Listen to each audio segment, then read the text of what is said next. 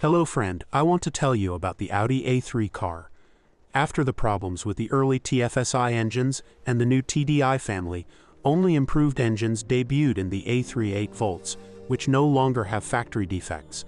The most recommended and optimal are the 1.4 TFSI and 2.0 TFSI petrols with 190 HP.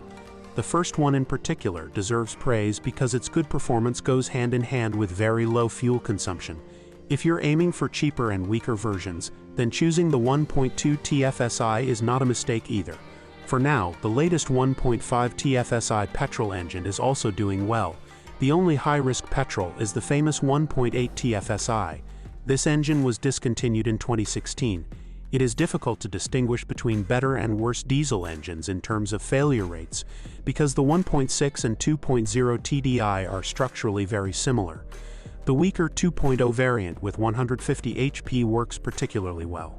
It lacks nothing and can do a huge mileage. Especially in diesel engines, it is necessary to ensure that the timing drive is replaced. There have been cases of it breaking despite the fact that the odometer has not yet reached 200,000 kilometers. This should be done every 5 to 6 years, regardless of the mileage. A plug-in hybrid is of course a high-risk car, although the base engine is trouble-free. The hybrid system is worse, which in theory should not cause any faults but often freezes or even damages. This may be the result of the flood history of imported models. With skillful use of the e-tron, you can enjoy performance better than the most powerful diesel and similar consumption of cheaper fuel. The only troublesome element of the drivetrain design is the S-tronic dual-clutch transmission, especially the 7-speed version. Its durability is estimated at around 200,000 kilometers. After that, quite expensive repairs are needed. In cars after the technical facelift in 2018 and the change of the names of the engine variants, the S-tronic gearboxes became more sluggish in their reactions. The suspension has no weak points, although a multi-link design is used at the rear.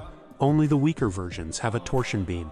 Repairs are not overly expensive due to the good availability of original parts and replacements.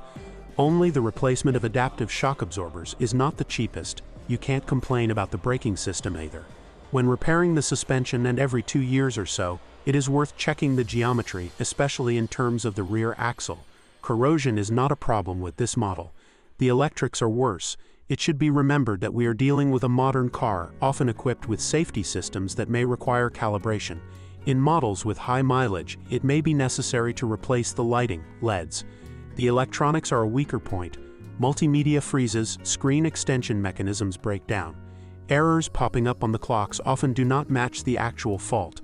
Common faults in Audi A3, multimedia glitches, burning out LEDs in lighting, turbocharger actuator faults in 1.2 TFSI, aging timing belts, high strength, high risk, leaks from fluid pumps in TDI, problems with S-tronic gearboxes, multi-link suspension geometry that is out of adjustment, what to look for.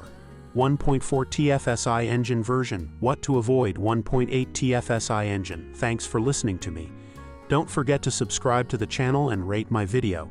If you know any problems with this car that I didn't mention, be sure to write about them in the comments.